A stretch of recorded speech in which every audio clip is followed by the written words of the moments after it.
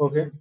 તો સૌથી પહેલા તો કોફિશિયન્ટ ઓફ પરફોર્મન્સ, જે આપણે લાસ્ટ ટાઈમ ત્યાં સુધી પહોંચ્યા હતા આપણે. તો રેફ્રિજરેટર અને હીટ પંપ શું છે એના વિશે આપણે ઓલરેડી મેં અત્યારે તમને રિપીટ કરી વસ્તુ. રેફ્રિજરેટર અને હીટ પંપ વચ્ચે ફક્ત ને ફક્ત ખાલી જે ડિઝાયર ઇફેક્ટ છે એમનો ફરક છે, બાકી બંનેની પ્રોસેસ જે છે એ સેમ જ છે. બંને જે છે એ સેકન્ડ લો ઓફ થર્મોડાયનામિકના નિયમ પ્રમાણે વર્ક કરે છે. હવે જે રેફ્રિજરેટર છે કે હીટ પંપ જે છે એનું પરફોર્મન્સ જે છે જ્યારે આપણે દર્શાવવું હોય, એનું પરફોર્મન્સ આપણે ફાઇન્ડ કરવું હોય ત્યારે એક ટર્મ યુઝ થાય છે, એ છે કોફિશિયન્ટ ઓફ પરફોર્મન્સ. હવે આપને એ પ્રશ્ન થાય કે આમાં આ ટાઈપની ટર્મ કેમ યુઝ થાય છે કોફિશિયન્ટ ઓફ પરફોર્મન્સ. તો આ એકચ્યુઅલી શું છે, વન ટાઈપ ઓફ પરફોર્મન્સ દર્શાવતું એક માપ છે, કોફિશિયન્ટ ઓફ પરફોર્મન્સ, જેને ટૂંકમાં કહેવામાં આવે છે COP. તો એ રેફ્રિજરેટર અને હીટ પંપ માટે યુઝ થાય છે. હવે જ્યારે કોઈ પાવર પ્રોડ્યુસિંગ ડિવાઇસ હોય, જેમ કે હીટ એન્જિન છે, બરોબર છે, તો એની અંદર શું થતું હોય છે કે એનું પરફોર્મન્સ ફાઇન્ડ કરવા માટે જે પેરામીટર જે છે એ એફિશિયન્સી છે. એટલે એમાં શું છે કે આપણે કેટલું આપીએ છીએ અને એમાંથી આપણે વર્કમાં કન્વર્ટ થાય છે, અને એના બેઝ ઉપર આપણે આઉટપુટ પણ ઇનપુટના બેઝ ઉપરથી એફિશિયન્સી છે ફાઇન્ડ કરતા હોય છે. પણ રેફ્રિજરેટર અને હીટ પંપની અંદર શું થાય છે કે પ્રોસેસ અલગ છે. એ જે હીટ એબ્ઝોર્બ કરે છે અને એની અંદર કંઈક વર્ક ઇનપુટ આપે છે, અને એના દ્વારા એ બંનેના એડિશન દ્વારા આપણે આઉટપુટ મળે છે. તો જ્યારે તમે આનો રેશિયો આઉટપુટ ઇનપુટનો લો છો ત્યારે શું થાય છે કે હંમેશા એ રેશિયો કેવો થાય છે, એક કરતાં વધારે થાય છે ઘણા બધા કેસમાં. તો જેથી કરીને આપણે એમાં પરફેક્ટ આન્સર એફિશિયન્સીનો મળતો નથી. એટલે એના માટે એક નવી ટર્મ યુઝ થાય છે, કોફિશિયન્ટ ઓફ પરફોર્મન્સ. તો આમાં શું હોય છે, કોફિશિયન્ટ ઓફ પરફોર્મન્સ છે એ શું છે, actually COP is the ratio of desire effect to the work input. એટલે કે જે આપણે ઈચ્છિત વર્ક જે છે અને વર્ક ઇનપુટ જે છે એમનો જે રેશિયો જે છે એ છે COP, કોફિશિયન્ટ ઓફ પરફોર્મન્સ. હવે કોફિશિયન્ટ ઓફ પરફોર્મન્સ આપણે રેફ્રિજરેટર માટે ફાઇન્ડ કરતા હોઈએ તો COP સફિક્સમાં મેં R લખેલું છે, તમે લોકો જોઈ શકો છો, બરોબર. તો જ્યારે આપણે COP ઓફ રેફ્રિજરેટરની વાત કરતા હોય તો એની ડેફિનેશન તો એ જ થશે કે desired effect upon work input. હવે રેફ્રિજરેટરની અંદર આપણી ડિઝાયર ઇફેક્ટ શું છે એના માટે તમે એ લોકો અહીંયા આવી જાઓ. તો રેફ્રિજરેટરમાં આપણી ડિઝાયર ઇફેક્ટ કઈ છે, કુલિંગ છે, બરોબર છે, રાઈટ. તો એ આપણે કુલિંગ કઈ જગ્યાએ મળશે આપને, આ ડાયાગ્રામમાં તમે જોઈ શકો છો કે કુલિંગ આપને કઈ જગ્યાએ મળશે, લો ટેમ્પરેચર સાઇડમાં કે હાઈ ટેમ્પરેચર સાઇડમાં મળશે આપણે.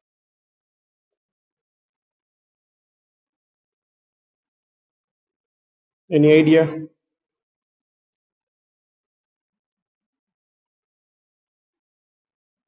લો ટેમ્પરેચરમાં આપણે, એટલે કે જે ટેમ્પરેચર TL જે છે આમાં તમે જોઈ શકો છો, જે ટેમ્પરેચર TL જે છે એ TL પાસે આપણે કુલિંગ મળશે. એટલે કે આ સ્પેસની અંદર આપણે કુલિંગ મળશે, લો ટેમ્પરેચર સાઇડ આપણે કુલિંગ મળશે. આ જે છે એ શું છે, હાઈ ટેમ્પરેચર સાઇડ છે.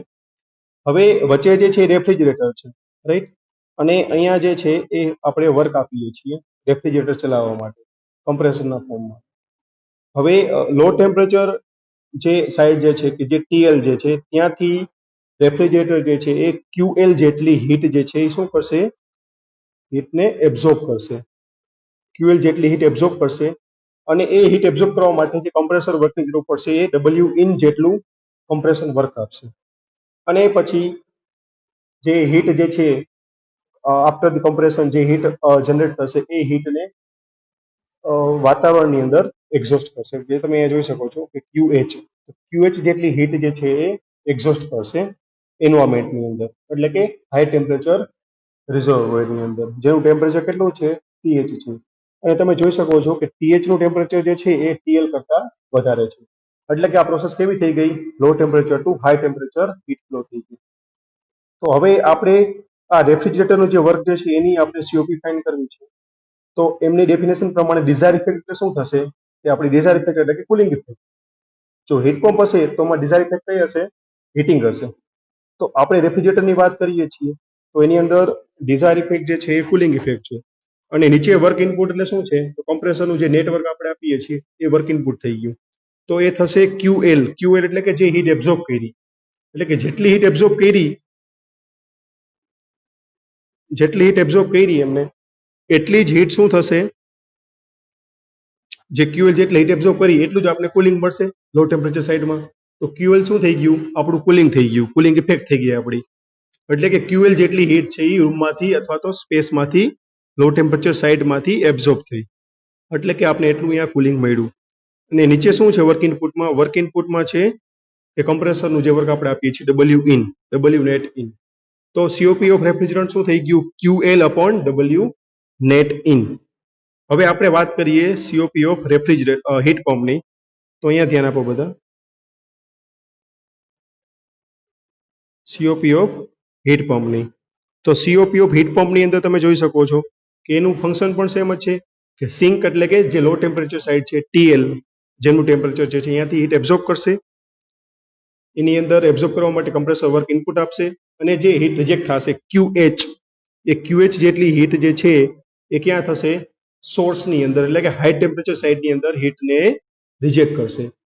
તો આપણી આમાં કુલિંગ ઇફેક્ટ આપણે ક્યાં મળશે, સોરી હીટિંગ ઇફેક્ટ આપણે કઈ જગ્યાએ મળશે, આમાં કોઈ મને આન્સર આપી શકે છે?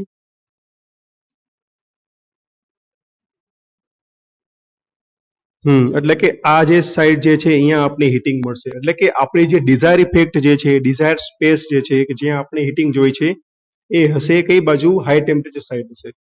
તો આ રીતે આપણે શું ફરક પડે છે કે હીટ પંપ જે છે એ હીટ છે અહીંયા રિજેક્ટ કરે છે ડિઝાયર સ્પેસની અંદર. તો આપણે વાત કરીએ સીઓપી ઓફ હીટ પંપની. તો સીઓપી ઓફ હીટ પંપ થશે heating effect to the work input, compressor work input. હવે હીટિંગ આપણે કેટલું મળે છે, હીટ કેટલી અહીંયા રિજેક્ટ થાય છે ડિઝાયર સ્પેસની અંદર, તો આપણે ખબર છે કે ક્યુએચ જેટલી હીટ જે છે એ ડિઝાયર સ્પેસની અંદર શું થાય છે, રિજેક્ટ થાય છે. એટલે કે એટલી આપણે કમ્ફર્ટ લેવલ મળે છે, આપણે એટલું આપણે હીટિંગ મળે છે ક્યુએચ જેટલું. તો ક્યુએચ થઈ ગયું ડિઝાયર્ડ ઇફેક્ટ એટલે કે heating effect divided by the work input, એટલે કે કમ્પ્રેસર વર્ક અથવા તો whatever work input W net in. તો આ થઈ ગઈ સીઓપી ઓફ ધ હીટ પંપની ડેફિનેશન. હવે તમે જ્યારે આ બંનેનું સોલ્યુશન કરો ઇક્વેશન અને તમે ડબલ્યુ નેટની જગ્યાએ ક્યુએચ, ડબલ્યુ નેટ એટલે શું છે અલ્ટિમેટલી ક્યુએચ માઇનસ ક્યુએલ તમે કરો એટલે તમને ડબલ્યુ નેટ મળે, રાઈટ. ડબલ્યુ નેટ એટલે શું છે, ક્યુએચ માઇનસ ક્યુએલ કરો એટલે ડબલ્યુ નેટ તમને વર્ક મળે. તો એ ઇક્વેશનમાં તમે ડબલ્યુ નેટની જગ્યાએ ક્યુએચ માઇનસ ક્યુએલ કરો અને પછી તમે ઇક્વેશન સોલ્વ કરશો તો આપને આ ટાઈપનું એક રિલેશન મળશે, COP of heat pump is equal to the COP of refrigerant plus 1. એટલે કે હંમેશા આ બે ઇક્વેશન ઉપરથી આપણે એનો આઈડિયા મળ્યો છે આપણે કે હીટ પંપની સીઓપી જે છે એ રેફ્રિજરેટરની સીઓપી કરતાં કેટલી વધારે હોય છે, 1 વધારે હોય છે. જો માની લો કે આપણે સેમ ટેમ્પરેચરની રેન્જની વાત કરી છે કે ટેમ્પરેચર ટીએલ છે લો ટેમ્પરેચર અને હાઈ ટેમ્પરેચર ટીએચ છે, સેમ કમ્પ્રેસર છે, રાઈટ. હવે એ સેમ કન્ડિશન માટે તમે જ્યારે સીઓપી ફાઇન્ડ કરો રેફ્રિજરેટરની, તો રેફ્રિજરેટરની સીઓપી માનો કે આપણે 5 મળી, તો પછી હીટ પંપની સેમ કન્ડિશન માટે સીઓપી આપણે ફાઇન્ડ કરવી હશે તો એના માટે અલગથી ફાઇન્ડ કરવાની જરૂર નથી, ફક્ત આપણે આ ફોર્મ્યુલા યુઝ કરીને ફાઇન્ડ કરી શકીએ છીએ કે COP of the heat pump is +1 above the COP of the refrigerant. સમજાય છે બધાને? તો COP of the refrigerant is always positive. હા, અને બીજી વસ્તુ એ છે કે સીઓપી જે છે ઓલવેઝ કેવી ક્વોન્ટિટી છે, પોઝિટિવ ક્વોન્ટિટી છે. એક ક્યારેય નેગેટિવ ક્વોન્ટિટી હોઈ શકે નહીં અથવા તો 0 હોઈ શકે નહીં. સમજાય છે વસ્તુ આખી? તો હીટ પંપની સીઓપી મિનિમમ કેટલી થશે, અહીંયા આપણે 0 મૂકી દઈએ આ ઇક્વેશનમાં, તો પણ હીટ પંપની સીઓપી મિનિમમ કેટલી થશે,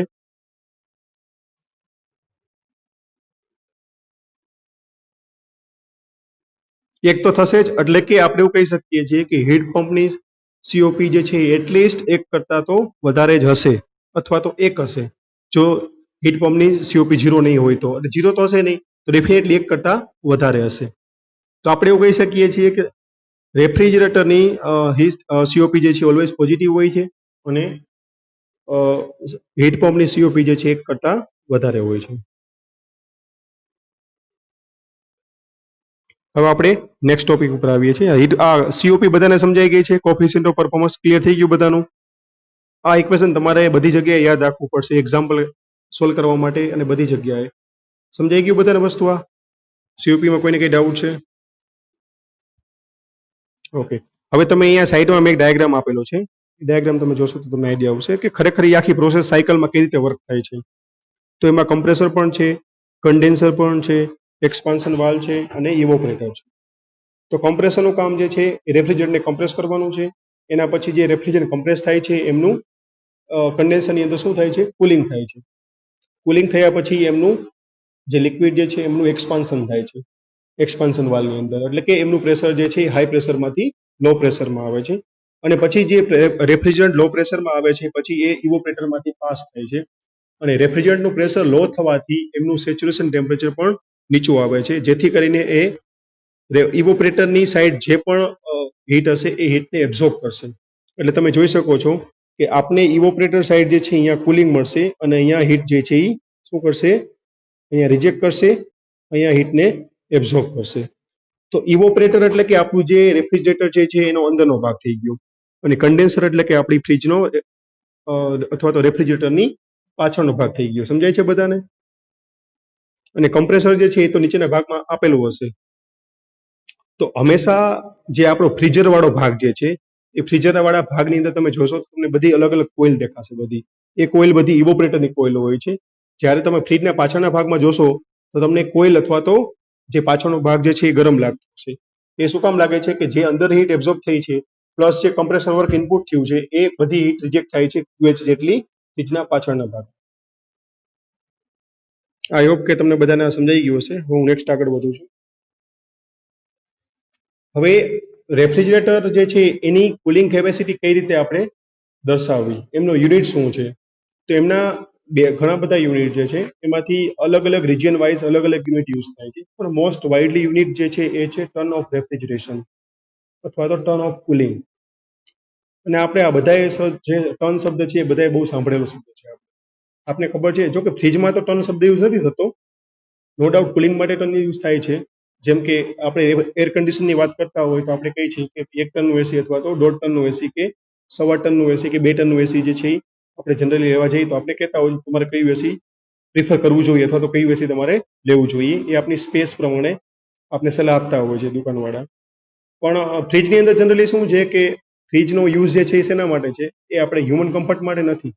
ફ્રીજનો યુઝ જે છે એ કેના માટે છે, સ્ટોરેજ માટે છે, પ્રિઝર્વ કરવા માટે છે. કોઈ ફ્રૂટ જે છે, વેજીટેબલ છે કે ડેરી પ્રોડક્ટ છે અથવા તો મેડિસિન છે એને સ્ટોર કરવા માટે રેફ્રિજરેટરનો યુઝ થાય છે. એટલે કે ફ્રીજની કેપેસિટી હંમેશા વોલ્યુમમાં, અંદરની જે સ્પેસ જે છે એના સાઇઝમાં દર્શાવવામાં આવે છે. એટલે કે તમે જોશો તો ફ્રીજમાં હંમેશા એવું હશે એની કેપેસિટી કે 150 લીટરનું ફ્રીજ, 190 લીટરનું ફ્રીજ, 210 લીટરનું ફ્રીજ, 280 લીટરનું ફ્રીજ, 320 લીટરનું ફ્રીજ, જેટલી કેપેસિટી હશે એ એની વોલ્યુમમાં દર્શાવેલી હશે. પણ એ એનું વોલ્યુમ જે છે એનું કુલિંગ નથી, એ અંદરની સ્પેસ છે. એ શું છે, અંદરનું વોલ્યુમ છે જે આપણે યુઝ કરીએ છીએ ફ્રીજનું. બરોબર છે, એની કુલિંગ કેપેસિટી નથી. બાકી એની કુલિંગ કેપેસિટી તો કેવી હશે, કિલોવોટમાં અથવા તો ટનમાં જ હશે. તો હવે આપણે વાત કરીએ કે ટર્ન ઓફ રેફ્રિજરેશન શું છે પહેલા તો, બરોબર છે, અને પછી આપણે આગળ એનું રિલેશન જે છે કિલોવોટ સાથે શું છે. સૌથી પહેલા તો કુલિંગ કેપેસિટી જે છે એ શું છે, turn off refrigeration. It is the unit of refrigeration capacity. એટલે કે રેફ્રિજરેશન જે પ્રોડ્યુસ થાય છે એમની માપવાની આ યુનિટ છે. તો 1 TOR શોર્ટમાં કહેવાય છે એને TOR, turn off refrigeration, indicate the amount of heat that need to be extracted from the 1 short ton of the water at a 0 centigrade to convert it into the ice at a 0 centigrade degree in a 1 day. તો definition થોડી લાંબી ચોડી છે, તો તમને simple ભાષામાં સમજાવું છું કે 1 ટન એટલે શું. તો 1 ટન એટલે કે એટલું કુલિંગ અથવા તો એટલી હીટ કે જે 1 ટન, 100 ટન, 100 ટન એટલે કે આ યુએસનો એક યુનિટ છે 100 ટન, જેનું કન્વર્ઝન આપણે કરીએ કેજીમાં તો થાય છે 900 કેજી. એટલે કે 100 ટન વોટરને 0 સેન્ટીગ્રેડ વોટરમાંથી 0 સેન્ટીગ્રેડ બરફમાં કન્વર્ટ કરવા માટે કેટલી હીટ એમાંથી આપણે એબ્ઝોર્બ કરવી પડે એક દિવસની અંદર, એ થઈ ગયું 1 ટન ઓફ કુલિંગ. સમજાય છે વસ્તુ? 1 ટન બરફ લેવાનો છે અથવા તો 1 ટન વોટર લેવાનું છે. 1 ટન વોટરમાંથી એક દિવસની અંદર 0 સેન્ટીગ્રેડે હીટ એબ્ઝોર્બ કરી કેટલી હીટ એબ્ઝોર્બ કરવી પડે જેથી કરીને એ 0 સેન્ટીગ્રેડ વોટરમાંથી 0 સેન્ટીગ્રેડ બરફની અંદર કન્વર્ટ થાય એક દિવસની અંદર. એને કહેવાય 1 ટન ઓફ રેફ્રિજરેશન. સમજાય છે બધાને થોડું ઘણું?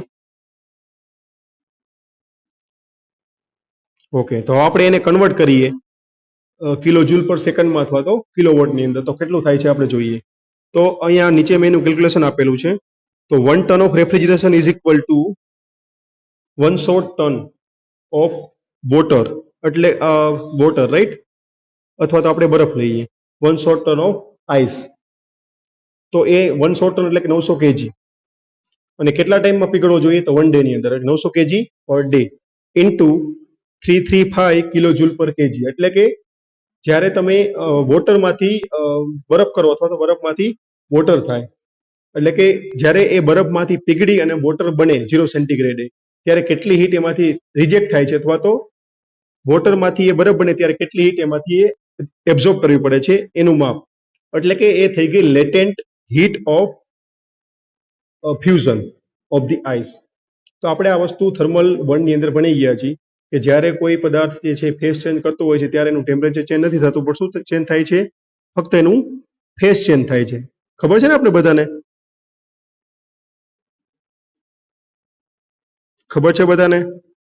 લેટેન્ટ હીટ ઓફ વેપોરાઇઝેશન, એટલે કે 100 સેન્ટીગ્રેડે વોટરમાંથી સ્ટીમ બને એ દરમિયાન જે આપણે હીટ આપીએ છીએ એને કહેવાય લેટેન્ટ હીટ ઓફ વેપોરાઇઝેશન. એ જ રીતે જ્યારે 0 સેન્ટીગ્રેડ વોટરમાંથી 0 સેન્ટીગ્રેડ બરફ બને, રાઈટ, અથવા તો 0 સેન્ટીગ્રેડ બરફમાંથી 0 સેન્ટીગ્રેડ વોટર બને, એ દરમિયાન જે હીટનું એક્સચેન્જ થાય એને કહેવાય લેટેન્ટ હીટ ઓફ ફ્યુઝન.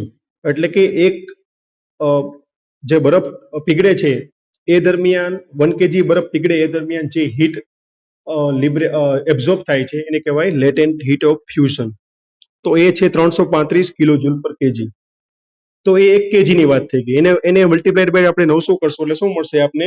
1 ટન બરફને પીગળવા માટે કેટલી હીટ જે છે એબ્ઝોર્બ થશે એ મળી જશે આપને.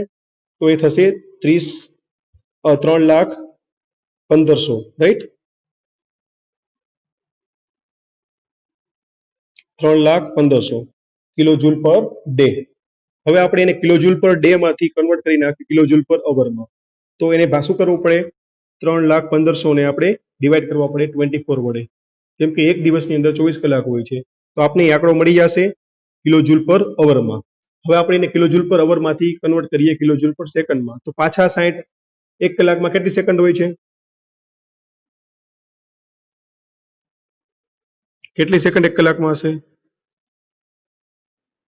3600. 60 મિનિટ અને 60 સેકન્ડ એટલે 3600, 60 ગુણ્યા 60. તો તમે 3600 પાછા એને ડિનોમિનેટરમાં મલ્ટીપ્લાય કરશું એટલે શું મળશે આપને? આપણે યુનિટ 1 ટન ઓફ રેફ્રિજરેશનનો મળશે કિલો જૂલ પર સેકન્ડમાં, રાઈટ. તો હવે આપણે એનું સોલ્યુશન કરીએ આનું, એટલે આપને આંકડો મળે છે 3.489 કિલો જૂલ પર સેકન્ડ, એટલે કે એપ્રોક્સિમેટલી 3.5 કિલોવોટ થાય. એટલે કે 1 ટનનું કુલિંગ એટલે કેટલું થયું? 3.5 કિલોવોટ જેટલી હીટ જે છે એ એબ્ઝોર્બ થશે પર સેકન્ડ. 3.5 કિલો જૂલ જેટલી હીટ પર સેકન્ડ એબ્ઝોર્બ થશે જો કુલિંગ કેપેસિટી 1 ટનની હશે તો.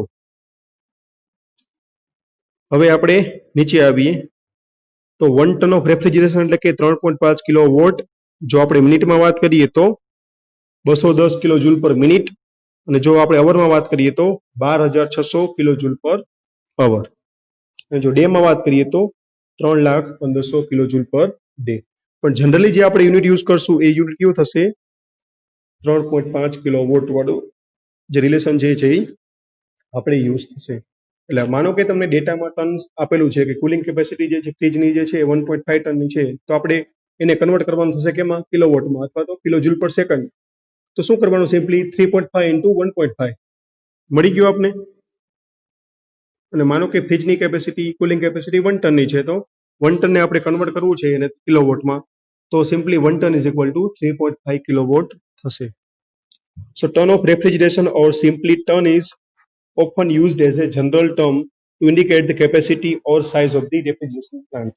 તો એ તમને ઓલરેડી અત્યારે વાત કરી દીધી છે કે જ્યારે કુલિંગ દર્શાવવું હોય ત્યારે હંમેશા ટનમાં કુલિંગ દર્શાવવામાં આવે છે, અને જ્યારે ફ્રીજની વાત કરતા હોય ત્યારે હંમેશા ફ્રીજની કેપેસિટી વોલ્યુમમાં આવે છે. બરોબર છે. આ કદાચ તમને ક્વેશ્ચન થતો હોય સર ફ્રીજમાં તો આપણે ટનની વાત નથી કરતા, તો એનું આન્સર મેં તમને ઓલરેડી આપી દીધો છે. જ્યારે એર કન્ડિશનરની વાત કરતા હોય તો આપને ખબર જ છે કે એનું કેપેસિટી હવે હંમેશા આપણે ટનમાં જ માર્કેટની અંદરથી મળે છે. કોઈને કઈ ડાઉટ છે આમાં? ટર્ન ઓફ રેફ્રિજરેશન ક્લિયર ને? ઓકે, સમજાય છે બધાને આમ?